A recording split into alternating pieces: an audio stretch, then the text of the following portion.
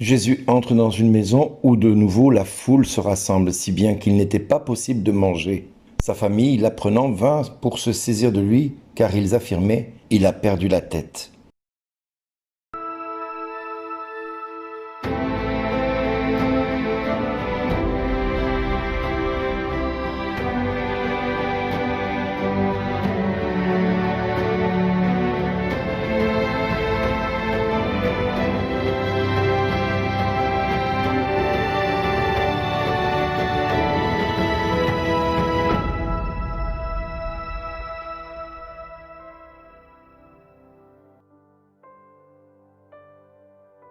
Bonjour les amis, aujourd'hui nous allons réfléchir sur ce passage de l'Évangile où le Seigneur nous dit que sa famille pensait qu'il avait perdu la tête. J'ai envie de nous rappeler ce petit verset de Matthieu 13, 57 où il est écrit « Un prophète n'est méprisé que dans sa patrie et dans sa maison.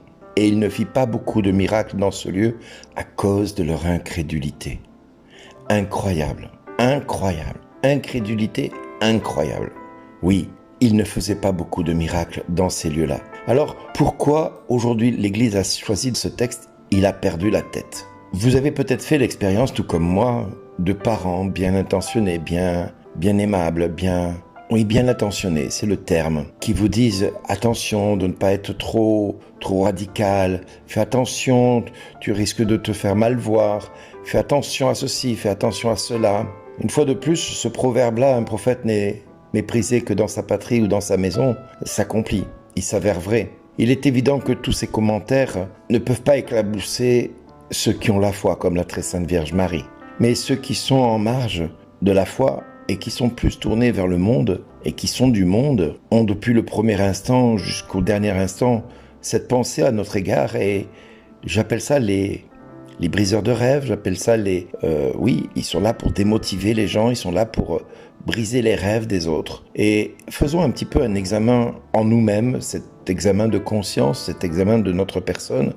Combien de personnes parmi vous vivent à côté de vous, dans votre entourage, et qui peuvent être pour vous une lumière dans leur vie? Et nous, sommes-nous une lumière dans leur vie? Il ne faut pas aller très loin pour trouver ce que le pape Jean-Paul II déclarait à un moment donné.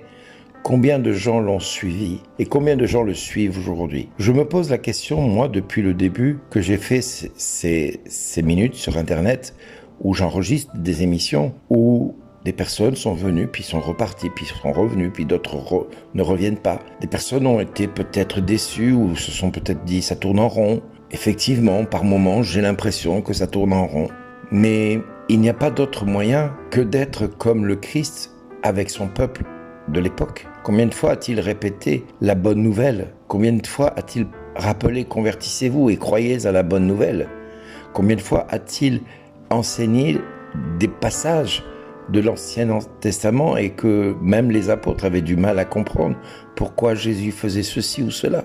Dans le même temps, combien l'ont considéré comme un têtu, comme quelqu'un de démodé, voire même de jaloux par son pouvoir? Combien ont été considérés d'imbus de sa personne, orgueilleux? Et combien de personnes serait-il possible que Jésus, 2000 ans après, continue à clouer Jésus à la croix? Combien de personnes pourraient-elles ou pourraient-ils clouer Jésus à la croix? Et combien de fois Jésus accepterait-il de le faire? Pour notre salut déjà pour commencer, mais combien oseraient remettre Jésus en croix sous prétexte qu'il se la pète? On peut même imaginez que certains diraient à Jésus, à la croix, « Descends maintenant de la croix, afin que nous voyions et que nous puissions croire en toi. » On oserait peut-être le dire à nouveau à Jésus. Pourtant, nous avons vu et nous avons entendu ce qu'il a fait, ce qu'il a dit. Nous avons été témoins de certaines choses que le Christ a fait, mais serions-nous capables de le reconnaître aujourd'hui? Serions-nous capables de reconnaître en l'un de nous Jésus qui parle?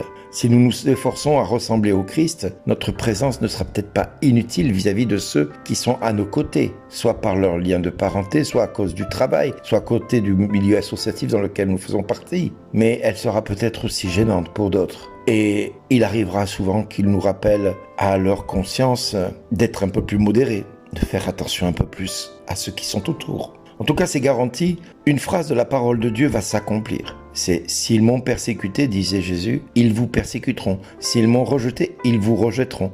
Mais tout cela, ils le feront contre vous à cause de moi, parce qu'ils ne croient pas en celui qui m'a envoyé. » Alors, ne nous trompons pas, il arrivera des moments que par les moqueries, ils cacheront leur propre peur de changer, de devoir changer. Leur désintéressement total, ils défendront le mal parce qu'ils seront restés paresseux, dans une oisiveté chronique. Ils refuseront de changer. Combien de fois de gens vont nous accuser, nous les catholiques, d'exagérer? Quand je dis catholique, c'est-à-dire universel, pas forcément catholique romain. On peut être catholique sans être romain. On peut être catholique orthodoxe, on peut être catholique protestant. Nous devenons peut-être par moments des personnes à abattre parce que nous exagérons en tout, mais pas du tout, car il est bien question, et nous l'avons vu dernièrement dans le film Le Sacré-Cœur, qu'a-t-on fait? On a essayé de faire taire ce film parce qu'il dérangeait, mais il est impossible d'exagérer avec l'amour. L'amour est exigeant, l'amour est radical. L'amour, j'ai envie de dire, c'est tout ou rien. Ou l'amour tue le moi en moi, ou le moi tue l'amour qui peut exister en moi. Oui, l'amour est radical. L'amour est exigeant. L'amour implique que l'on s'implique.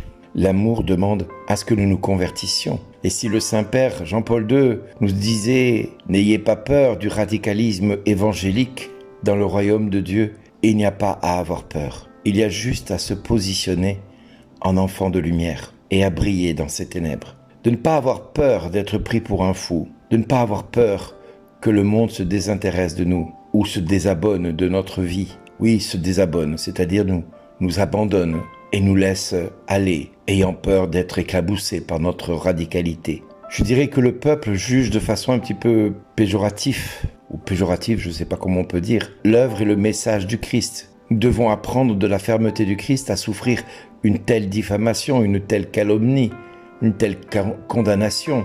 Mais qu'importe si les hommes nous déshonorent, si les hommes nous laissent tomber, si les hommes se détournent de nous, si les hommes tentent de nous humilier ou de nous rejeter, si notre conscience nous défend. Ayons à cœur toujours les choses qui intéressent la curiosité humaine au sujet de Jésus.